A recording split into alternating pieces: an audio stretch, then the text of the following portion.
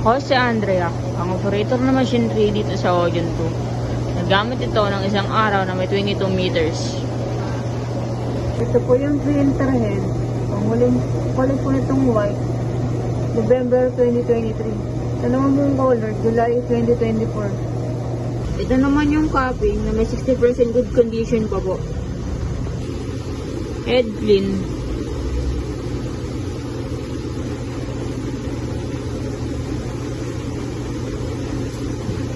Punasan ng wiper after head clean. Nozzle check.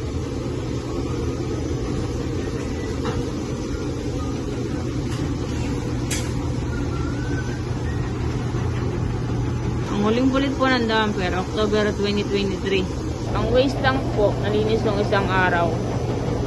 Ito po yung ABR ground wire. Ito po yung aming stock. Andito po ang ink, powder, at media. Consumables ko po, nag-consume ako ng 2 ink white. Ito naman po ang output at daily checklist.